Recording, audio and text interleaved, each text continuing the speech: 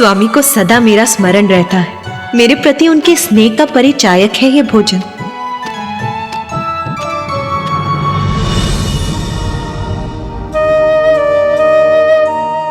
इसीलिए कितनी भी भूख क्यों ना लगी हो मुझे, मैं तो उसी भोजन की प्रतीक्षा करूंगी जो स्वामी ने मेरे लिए शेष रखा।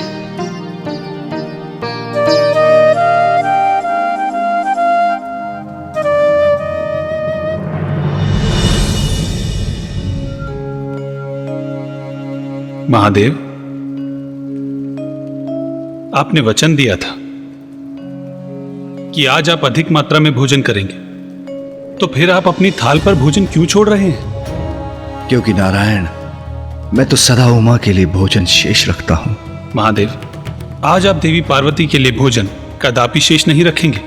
नारायण, ये आप क्या कह रहे हैं? भोलेनाथ, आज कोई प्रश्न नहीं। जब आपने सब मुझ पर छोड़ा है तो मेरी लीला मेरे अनुसार ही होने दीजिए।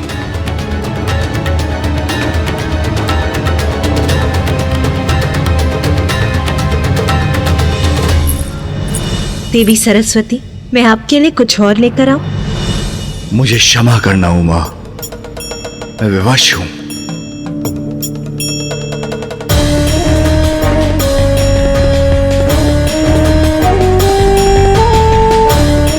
नारायण को वचन दिया है, इसलिए मुझे ऐसा करना ही होगा।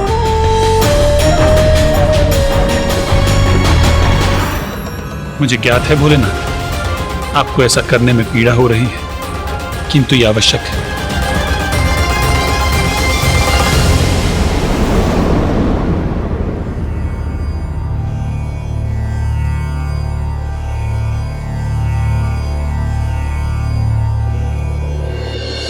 सब कुछ बहुत अच्छे से हो गया ना स्वामी? भ्राता नारायण, देवी लक्ष्मी, देवी सरस्वती और ब्रह्मदेव सभी ने बहुत मन से भोजन किया। सभी बहुत प्रसन्न हुए, है ना नाथ? हाँ हाँ, मुझे ज्ञात है आप क्या कहना चाह रहे हैं। चिंता मत कीजिए, मैं भी भोजन करने ही जा रही हूँ। उचित है उमा, तो मैं ध्यान में बैठता हूँ।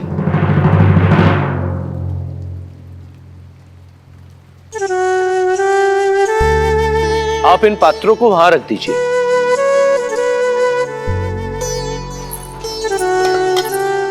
नंदी जी, सभी गणों को भोजन दे दिया ना? जी माता, दे दिया है। और पशुओं को? माता, उन्हें भी भोजन दे दिया है। उचित है, तो नंदी जी अब आप भी भोजन कर लीजिए। उचित है माता। माता, सदैव के समान महादेव की थाली आपके लिए रख दी है, आप भी भोजन कर लीजिएगा। जी।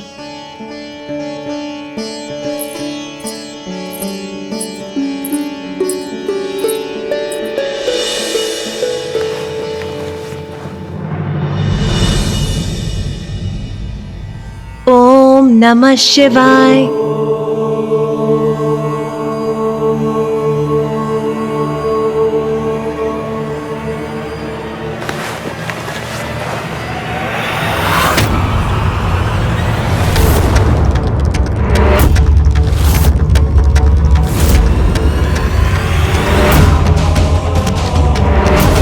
इतना स्वादिष्ट भोजन है कि मुझसे तो रुका ही नहीं जा रहा।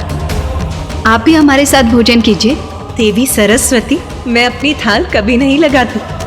स्वामी भोजन के बाद अपनी थाल में जो छोड़ देते हैं मैं वही ग्रहण करती। ये क्या? स्वामी ने मेरे लिए कुछ भी शेष नहीं रखा? ये तो असंभव है। अवश्य नंदी जी से कोई भूल हुई होगी, उन्होंने यहाँ कोई और थाल रख दिया होगा।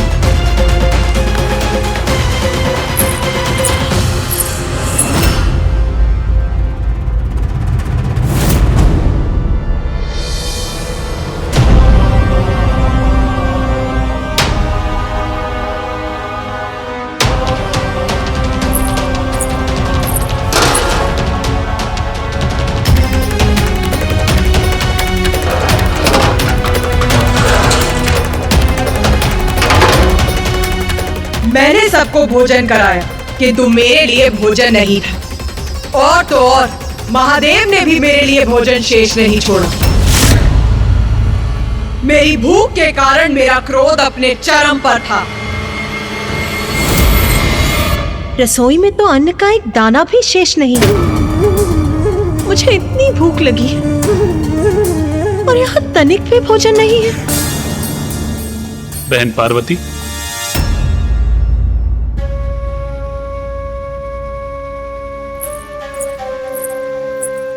भ्राता नारायण, आप यहाँ? हाँ, मुझे आपकी चिंता हो रही थी। आपने हम सबको इतना स्वादिष्ट भोजन करवाया, किंतु स्वयं कुछ नहीं खाया। किंतु आपका भ्राता होने के नाते मैं केवल ये देखने आया था कि आपने कुछ ग्रहण किया अथवा नहीं। नहीं भ्राता, देखिए ना, महादेव को भली भांति ज्ञात है कि मैं उन्हीं की थाल से खाती हूँ, फिर भी उन्होंने मेरे लिए कुछ नहीं छोड़ा। कुछ नहीं छोड़ा? सर्वथा अनुचित किया महादेव ने। महादेव आपके पति हैं। पति भर्ता होता है और पति का दायित्व होता है कि वो अपनी पत्नी का भरण पोषण करे। इसलिए महादेव से मांग करने का, उनसे पूछने का कि उन्होंने ऐसा अनुचित कार्य क्यों किया, आपका अधिकार है।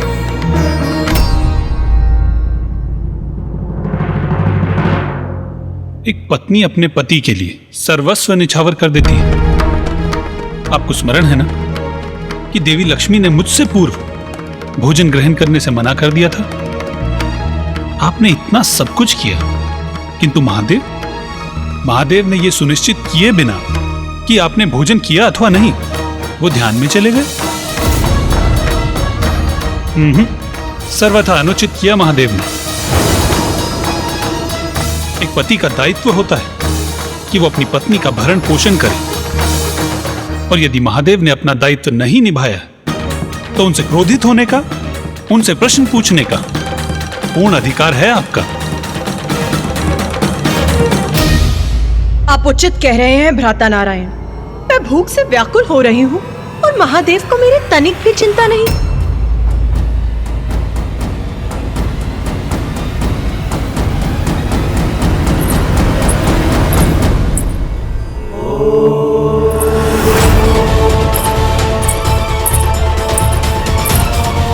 मेरे लिए भोजन क्यों नहीं छोड़ा स्वामी?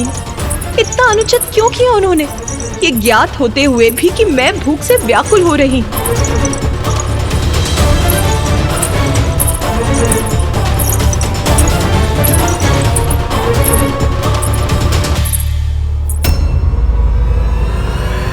ये क्या नाथ, मुझे आपकी पत्नी को भोजन का एक निवाला भी प्राप्त नहीं हुआ और आप यहाँ निश्चिंत होकर ध्यान मग्न बैठे।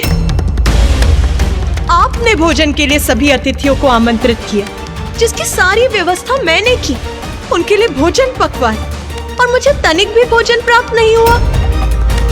और इससे अनभिज्ञ यहाँ शांति पूर्वक आप ध्यान कर रहे हैं।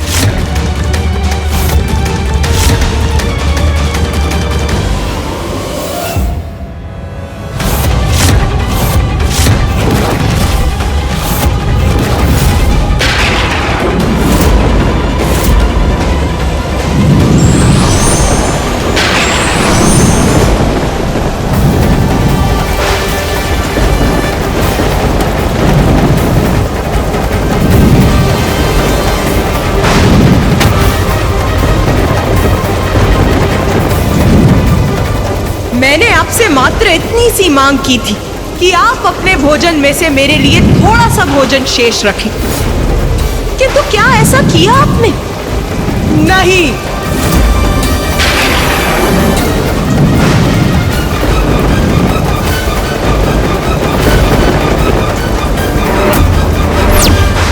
आपकी पत्नी भूखी है नाथ, मैं आपके आहार का पूर्ण ध्यान रखती हूँ, किंतु क्या आप भी ऐसा करते हैं? उत्तर दीजिए, मुझे भोजन कौन कराएगा?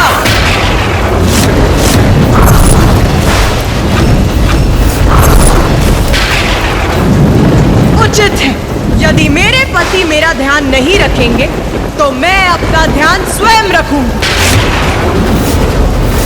वैसे भी जगत जननी हूं मैं, संपूर्ण जगत का ध्यान रखती हूं, तो अपना ध्यान क्यों नहीं रख सकती? यदि आपको है महादेव, तो मैं अब स्वयं अपनी भूख मिटाऊंगी, स्वयं अपनी भूख मिटाऊंगी। यदि आपको मेरी चिंता नहीं है महादेव, तो मैं अब स्वयं अपनी भूख मिटाऊंगी।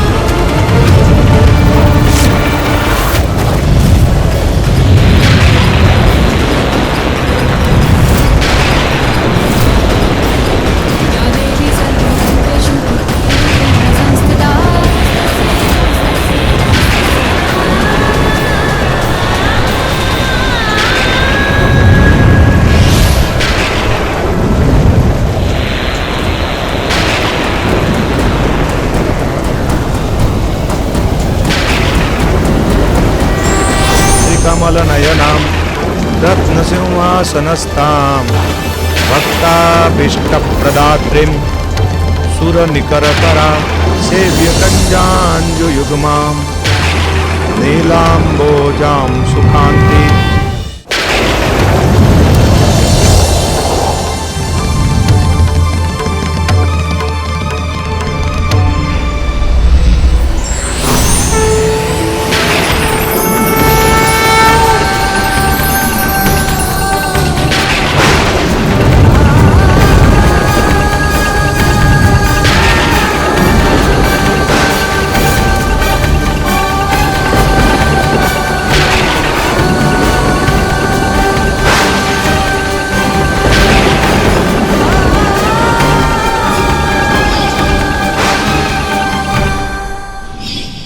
अपनी भूख मिटाने के लिए मैं क्या कर बैठी?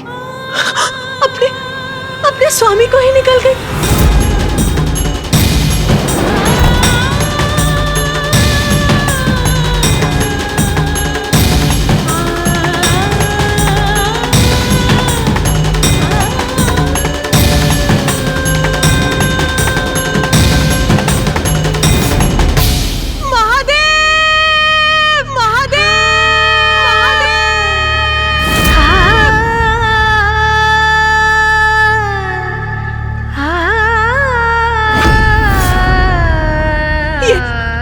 मुझसे क्या हो गया नाथ?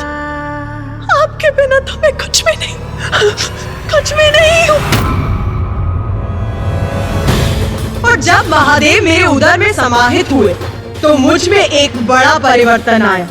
महादेव से रिक्त मैं एकाकी रह गई। मेरे समस्त आभूषण, सजग रेशमी वस्त्र आदि क्षीण हो गए और मैं हो गई कठोर, निर्मम, तटस्थ। और फिर जब मुझे समझ आया कि मैं क्या कर बैठी हूँ, तो मैं अपने ही अपराध बोध से ज्वलित हो उठी और पश्चाताप की उस अग्नि से मेरा तन वाष्प बन उठा।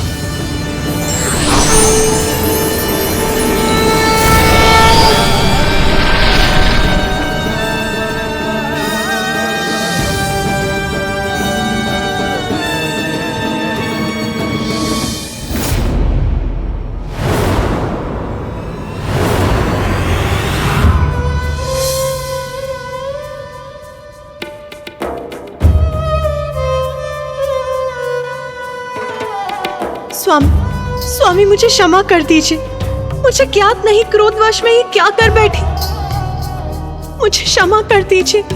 उमा, आपको क्षमा याचना करने की कोई आवश्यकता नहीं। क्योंकि जो भी हुआ वो सब नारायण, ब्रह्मदेव और मेरी लीला का ही परिणाम था। उमा, आप जगत जननी हैं, इसलिए सभी जीवों के प्रति आपको बहुत स्नेह है। इसीलिए अभी तक आपकी महाविद्या स्वरूप सृजन और पालन हेतु प्रकट हुए, किंतु अपनी संतानों को दंडित करने के लिए अपनी संतानों का मोह नहीं त्याग सकी आप, क्योंकि आप एक मां, एक पत्नी, एक सखी और एक बहन हैं। इन सभी संबंधों के मोह के कारण दंड देना आपके लिए कठिन हो जाता है, किंतु आपके इस रूप में अपनी भावनाओं को तजकर आप न्याय करने में असमर्थ नहीं रहेंगी। किंतु प्रभु, मेरे प्रत्येक रूप में आप मेरे साथ रहते हैं। ये मेरा प्रथम रूप है जिसमें मुझे आपका सानिध्य नहीं प्राप्त हुआ। क्या इसीलिए इतनी कठोरता उत्पन्न हो गई मुझ में? भले ही आपका मोह मात्र मेरे लिए ही हो, किंतु उससे आपकी निर्णय क्षमता पर प्रभाव पड़ेगा ही। इसलिए आपके इस रूप में आप पुरुष शून्य होंगी, अर्थात मैं आपके साथ नहीं रहूंगा, क्योंकि इस रूप में आपकी आसक्ति मात्र न्याय के प्रति हो सकती है। जो न्याय करता है उसका किसी भी मोह अथवा संबंध से प्रेरित और प्रभावित होना उचित नहीं। उमा, आप अपने इस रूप में संसार को बुरे कर्मों के फलस्वरूप अकाल, महामारी, दुख, कलेश आदि का दंड देंगी। आपके इस स्वरूप में आप धूम्र बनकर भी प्रकट होंगी, इसलिए संसार आपके स्वरूप को धूमावती के नाम से जानेगा।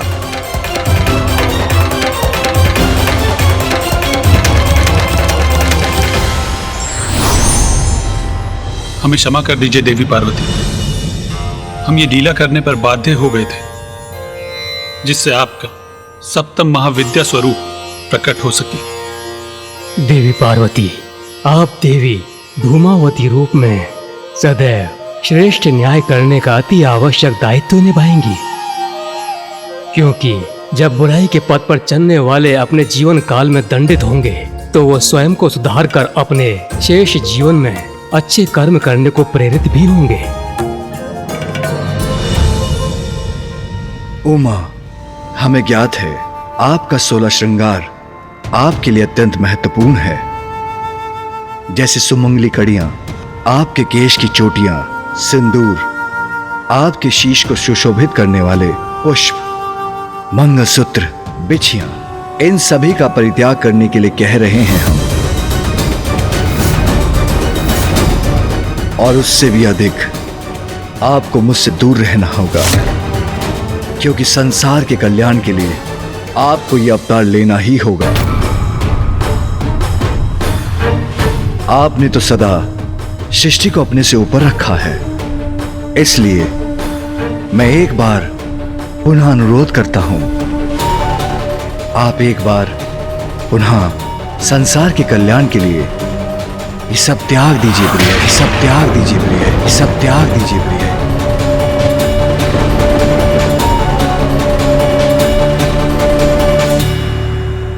स्वामी, आप मुझे जिस विरक्त और दारुण अवतार को धारण करने के लिए प्रेरित कर रहे हैं वो मेरे लिए सरल नहीं है, किंतु यदि संसार के कल्याण के लिए आप हलाहल विष का पान कर सकते हैं तो मैं भी अपनी संतानों की भलाई के लिए ये अवतार धारण करने का प्रयास करूंगी।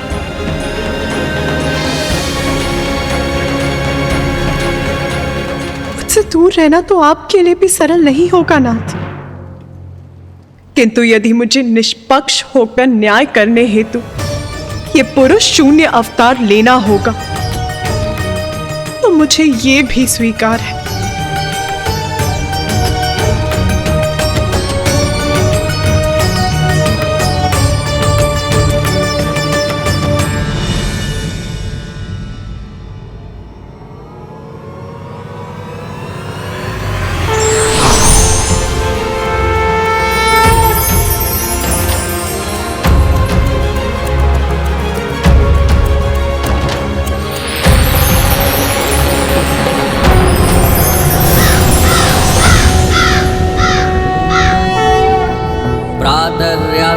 कमारि कुसुम कलिकया जापमाला जयन्ती मध्याह्ने प्रौढरूपा विकसित वदना चारुनेत्रा निशायां संध्यायां वृद्धरूपा गलितकुचयुगा मुण्डमालां वहन्ति स देवी देवदेवी त्रिभुवनजननी कालोकपातु युष्मा। बाहर के शत्रु का सामना तो व्यक्ति कर सकता है, किंतु अंतर में ही दोष हो तो उसका निवारण आपकी कृपा और सहायता से ही हो सकता है। किंतु इसके लिए आपने अपना कौन सा रूप धारण किया माता?